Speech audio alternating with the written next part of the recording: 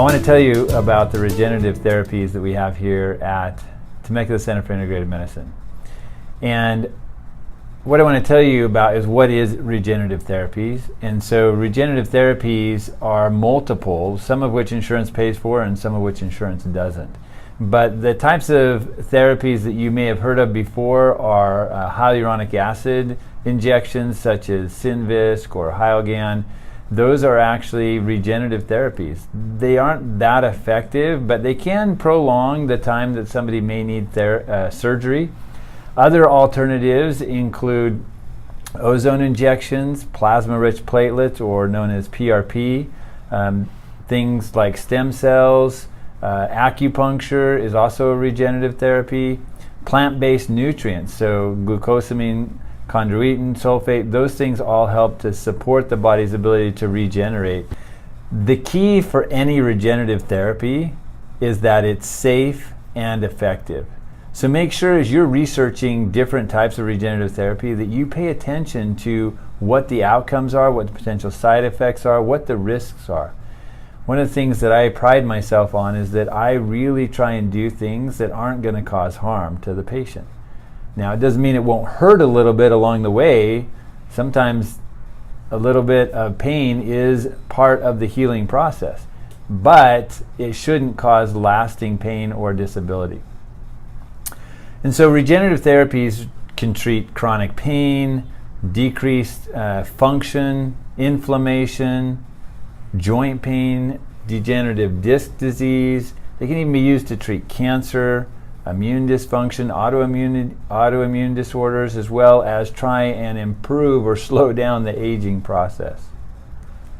So let's talk a little bit about the regenerative therapies that we offer here at TCIM. The first is ozone. And you may be asking yourself, what is ozone? You may have heard it before, you may not.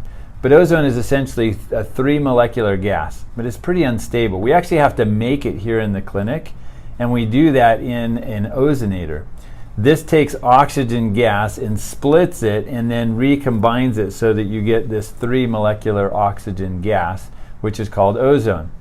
When we inject that into the body, either in the blood or in a joint, it immediately disassociates into oxygen, which is the 2-molecular gas, which we are familiar with, and a free radical, which then can bind to water to make hydrogen peroxide or other things to oxidize and stimulate the body to release chemicals that are going to recruit the immune system, recruit growth factors, and recruit stem cells in order to repair and heal. One of the other effects of this oxygen-free radical and all of this oxygen is that bacteria and viruses are completely destroyed and damaged by it. Where mammalian cells have the capability of reducing oxygen into a safe component, so our cells are not damaged by ozone, which makes it a really awesome, safe tool to use in regeneration. So when we do oxygen therapy, one of the things that we look at is whether or not there's scar tissue involved, or to what extent there's been damage based upon degeneration or prior injury. And if we find that the joint or the area will benefit from just ozone alone, then we get that started. A joint injection with ozone usually stimulates the immune system for about 48 hours. So you may feel a little achy, you may feel like you re-sprained your ankle or re-sprained your knee, and that'll last for usually up to 48 hours. Not everybody experiences that, but a lot of people do. Then over the next 2 weeks, as the body has been stimulated to repair that area, then you're going to get healing factors recruited to the area, and that area will start to heal. Most people don't get by with just one ozone injection and need up to 8 injections before they're completely healed and have that area regenerated. So we like to repeat those injections usually 1 week apart, and then 2 weeks, and then push it out to 4 weeks, and we just monitor you to see how well you do. The procedures are followed by pulsed electromagnetic field therapy, and I'll talk a little bit about that in just a little bit. The next type of therapy that we do here is a form of plasma-rich platelets. So let me explain a little bit what plasma-rich platelets are. So these are platelets that are essentially extracted from the body and they're activated. So the activation of these platelets then causes them to release different types of growth factors. So the types of growth factors that are commonly released are TGF, VEGF, PDGF, and these stimulate the body to increase blood flow as well as to bring nutrients such as collagen and other things to reform and restructure the joint. So one form of the plasma-rich platelets that we do that's a little different than most places that you may research out is that we don't have a machine that spins down and separates the serum from the platelets. We actually take all of your blood and then we clot the platelets within the blood. That way it keeps everything together and there's rich components within the blood that we can add back in with the platelets. Now this process is we use a hula cup and we add the blood, and there's a special micronized glass vial that ends up going in, and when that happens then that activates those platelets. Interestingly enough, Brown University did a study on this and compared the hula cup with other forms of PRP, and they found that there was a significant increase in the capture rate of platelets within the hula cup versus other PRP forms. Most get somewhere between 65% to 75%, and they found that they got up to 92% capture rate within the hula cup. And so you can see that we want to activate these platelets because there's multiple different types of growth factors that can be used to heal and draw in both stem cells and building blocks for this area. So when we give the plasma-rich platelets in the form of the clot matrix, we actually then add ozone to it to oxygenate that tissue and all those red blood cells that are in the blood, as well as stimulate the body further from a mild inflammatory response so that the body can really focus on healing. You know, for those of you who have torn your ACL or you've heard of somebody tearing their ACL, one of the things that really helps to heal that is the fact that the body bleeds and then you get this clot formed inside the knee. Well, we're kind of recreating a little bit of that injury by putting this into the joint. So the body thinks it's been injured and then it recruits all of these tools to help rebuild that joint. And that's really powerful because it doesn't require surgery. Now the stimulation part with ozone clot matrix typically is about 2 weeks, with the improvements and the repair and the rebuilding going on for another 6 weeks. So often we need to repeat the ozone clot matrix. We do that at the soonest 2 weeks after the first injection, and sometimes as long as 6 weeks. So the next level of sophistication with our ozone clot matrix is adding stem cells to that mix. This is where it gets really exciting and really fascinating. And the types of stem cells that are available on the market today are essentially 3 to 4 different types. So you have adipose tissue-derived stem cells where they have to do liposuction and then they extract the stem cells and then they inject those back into the joint. Or you have bone marrow-derived stem cells where they drill a hole into your bone, they suck out the bone marrow, they extract the stem cells, and then they inject that back into the joint. Or you can use umbilical cord stem cells. Now these stem cells truly aren't stem cells in the same kind of reference that I just made to the fat tissue and the bone marrow, because they're actually derived from the umbilical cord itself. So the umbilical cord tissue contains within the Morton's jelly, which is kind of the lining of the umbilical cord, these pluripotential cells. What that means is that they can stimulate stem cells that are building block stem cells to activate and become whatever the body wants it to become. So the really cool things about these umbilical cord stem cells is they don't have any proteins around them, so they don't activate anything in your body from a standpoint of an immune response in a negative fashion. Like we think about blood typing, we don't want to give somebody else's wrong blood type because your body reacts to those proteins on the surface and then that can cause a bad reaction. With these stem cells, you don't have that. The other really cool thing is about these stem cells is that they screen the mothers much like they would for an organ transplant, because this is truly a tissue transplant. In fact, we call this a biological allograft, which is a little different than actually stem cell therapy, even though it kind of falls in line with that.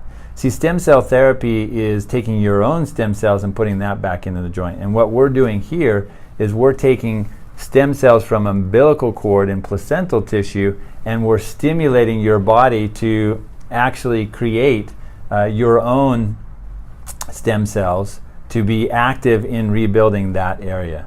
So it's truly a allograft or a transplant into your own body.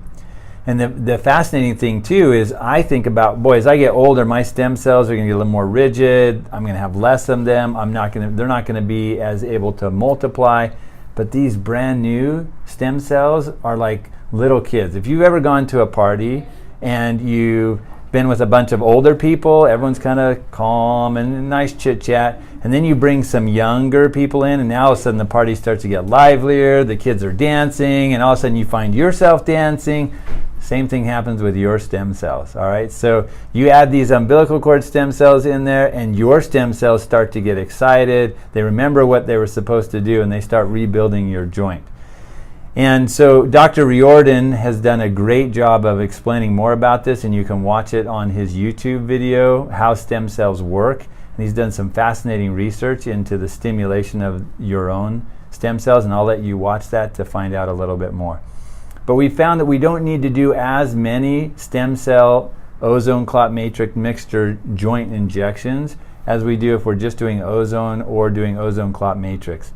Most of our patients just require one injection. Sometimes they require a second injection. The stimulation that happens with these is about 6 weeks, which means that then the repair for the joint and the rebuilding happens over a course of 3 to 6 months. So it's much more prolonged. We're getting about a 70 to 85% success rate depending upon what area of the body we're injecting and using. And it's been just fascinating to watch. In fact, I've never done anything more fun in medicine in my entire life.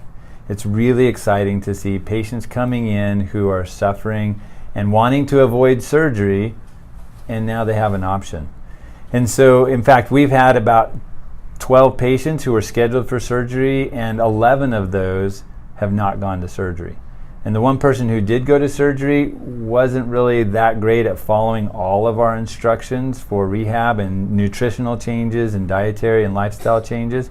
And so I don't think she had quite the benefit that some of our other patients have experienced. So I'm really excited for you to be able to experience one of these options. But the last thing that I want to talk to you about is pulsed electromagnetic field therapy. But before I do that, I want to back up and talk to you about the number of stem cells that we have when we're babies compared to when we're middle age and when we're older age. And so when we're young, one stem cell, because of how quickly it can divide and replicate and how much we're producing, will end up being 1 billion stem cells at the end of 1 month. Where when we get to be middle-aged, one stem cell will divide and double only to about 32,000 stem cells by the end of the month. And when we get to be age 60 or so, then we're looking at about 200 stem cells by the end of the month. And then when we get to age 60, we only get about 200 stem cells at the end of the month. So you can imagine, do you want those aged, decrepit 200 stem cells extracted from you and then put in another place of your joint? Or do you want these young, immature, excited, motivated, hungry stem cells coming from umbilical tissue to stimulate those few stem cells that you have left to really get excited about repairing your joint? And that's what we're seeing. We're seeing an improvement in function, we're seeing a decrease in pain, and it's just been absolutely amazing. So IV stem cells are really interesting. We take this biological allograft that we're getting from umbilical cord tissue and we inject it intravenously. When we do that, we stimulate the body's own immune system to respond in a positive fashion, releasing multiple T regulatory cells. In our body, we have different types of lymphocytes. And the policing factors for Th1 lymphocytes and Th2 lymphocytes are these regulatory lymphocytes. And these stem cells stimulate an upregulation. So for example, somebody who has an autoimmune disorder and they get an upregulation of one side of their immune function, it will actually bring things back into balance so that there's a decrease in inflammatory molecules, there's a decrease in the tissue damage, and there's an improvement in overall function. So one of the other things that it does is it retrains your stem cells how to function properly. As we get older, our stem cells get a little sluggish.